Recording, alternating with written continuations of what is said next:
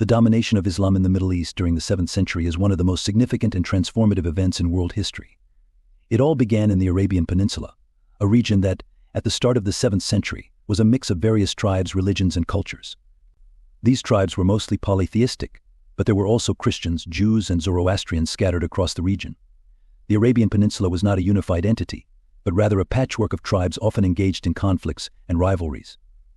At the heart of this transformation was the Prophet Muhammad, a man born in the city of Mecca around 570 CE. Muhammad was a member of the Quraysh tribe, one of the most powerful tribes in Mecca, which was a major trading hub and religious center, home to the Kaaba. The Kaaba was a sacred site that attracted pilgrims from across the Arabian Peninsula. However, the Kaaba was also a place where various idols representing different gods were worshipped, reflecting the polytheistic nature of the region. Muhammad's life changed dramatically at the age of 40, when he began receiving revelations from Allah, the Arabic word for God, through the angel Gabriel. And these revelations, which would later be compiled into the Quran, called for the worship of one God, Allah, and the rejection of all other deities. This monotheistic message was radical in a society deeply rooted in polytheism. Muhammad's teachings also emphasized social justice, the importance of community, and the need to care for the poor and marginalized. Initially, Muhammad's message was not well received by the Quraysh leaders. They saw it as a direct threat to their power and the economic benefits they derived from the pilgrimage trade centered around the Kaaba. As Muhammad's followers grew in number, the Quraysh began to persecute them, leading to increasing tensions in Mecca. In 622 CE, facing severe persecution, Muhammad and his followers made a pivotal move known as the Hijra, migrating from Mecca to the city of Yathrib, which would later be known as Medina. This event marks the beginning of the Islamic calendar. In Medina, Muhammad was not just a spiritual leader but also a political and military leader. He successfully united the tribes of Medina under the banner of Islam, establishing the first Islamic state. Over the next several years, Muhammad and his followers engaged in a series of battles and negotiations with the Quraysh and other tribes in the Arabian Peninsula. One of the most significant battles was the Battle of Badr in 624 CE, where the Muslims, though vastly outnumbered, achieved a decisive victory. This victory was seen as a sign of divine support for Muhammad and greatly boosted the morale and numbers of his followers. By 630 CE, Muhammad had amassed a large following and returned to Mecca with a powerful army.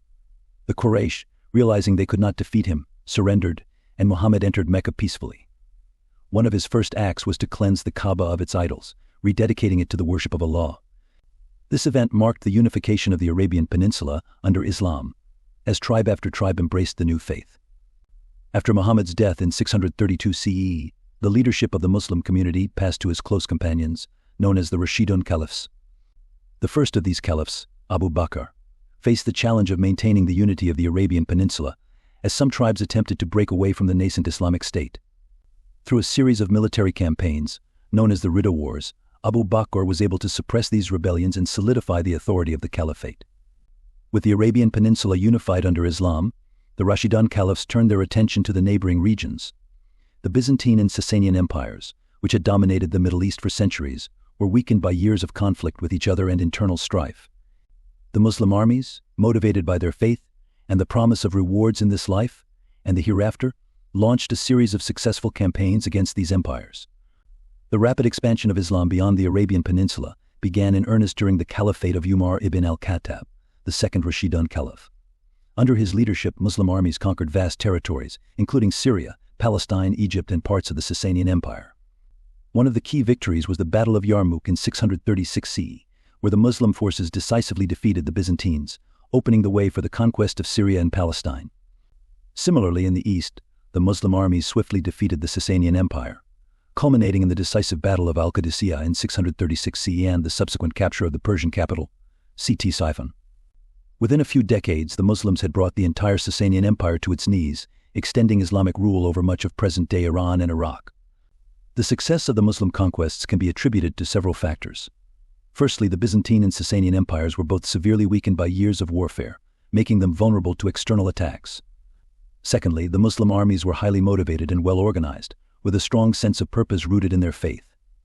They were often seen as liberators by the populations they conquered, particularly in regions where the Byzantine or Sasanian rulers were unpopular due to heavy taxation or religious persecution.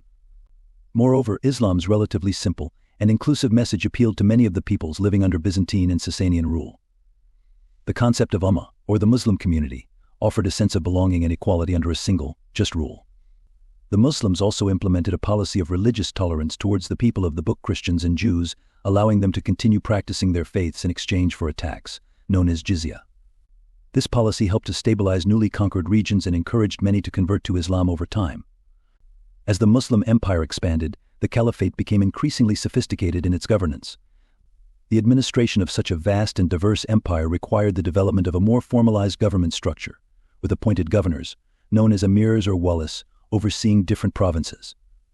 The caliphs maintained a strong central authority, but they also allowed a degree of local autonomy, especially in regions with well-established administrative systems, like Egypt and Persia. Trade also played a significant role in the spread of Islam during the 7th century. The Arabian Peninsula was at the crossroads of several major trade routes, connecting the Indian Ocean with the Mediterranean, as well as the Silk Road with Africa.